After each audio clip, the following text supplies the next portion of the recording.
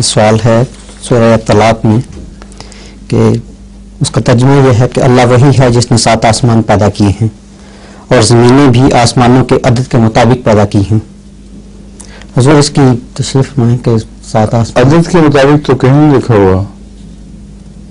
مثلہا ہے، مثلہن ہے. تو اس کا ایک ترجمہ یعنی اس میں مفہوم شامل ہے کہ عدد بھی ہو سکتا ہے اسی طریق پر اس سے ملتی جلتی زمینیں بھی،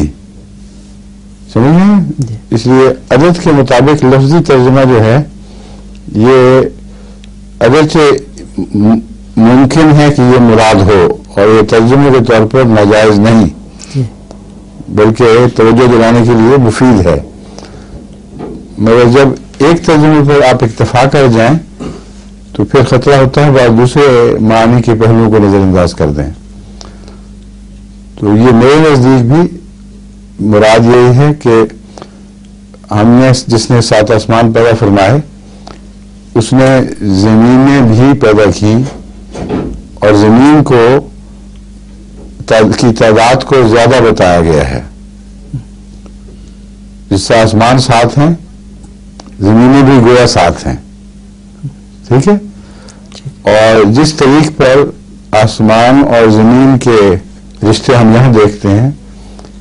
ایسے ہی رشتے اس کے علاوہ اور بھی ہوں گے. مثلہن سے مراد یہ بنتا ہے کہ اسی قسم کے آسمان اور زمین اور ان کے آپس کے تعلقات اور بھی ہیں، ہمیں جن کا علم نہیں ہے. تو اس کا مطلب یہ ہے کہ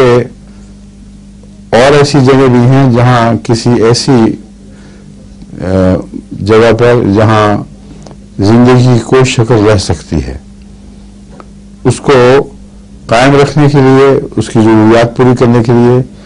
اس کے سماج دنیا جس طرح ہمارے ہیں اس طرح وہ پیدا کیے گئے ہیں. مثلاً ہم نے یہ مضمون بھی اس لیے میں نے کہا تھا کہ عدد پر بھائی عدد کہہ کے بات ختم نہیں کرنی چاہیے. وہاں مراد یہ ہے کہ جس طرح تمہاری زمین ہے آسمان اس کی بقا کے لیے ضروری ہے، اور جس طرح تم دیکھ رہے ہو کہ ایک سماج دنیا ہے اس کی تاثیرات پہنچ رہی ہیں، ایک دور کے آسمان ہے اس کی تاثیرات پہنچ رہی ہیں، اور پھر ہر قسم کے خطرات سے حفاظت کی جا رہی ہے، من کل شیطان مارد. تو اسی قسم کے نظام اور بھی ہیں، صرف اسی کو اکیلا یہ سمجھ لینا. بس دوسری آیات قرآنی جن سے زندگی کا باہر ہونا ثابت ہے یہ اس کی تائید میں بھی ہے اور بتا رہی ہے کہ وہاں اسی قسم کے کچھ نظام ہیں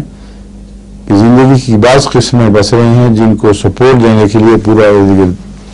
ایک آسمان محیط کیا گیا ہے، یا اس سے زیادہ آسمان ہیں جو اپنی اپنی تاثیرات اس پر ڈال رہے ہیں.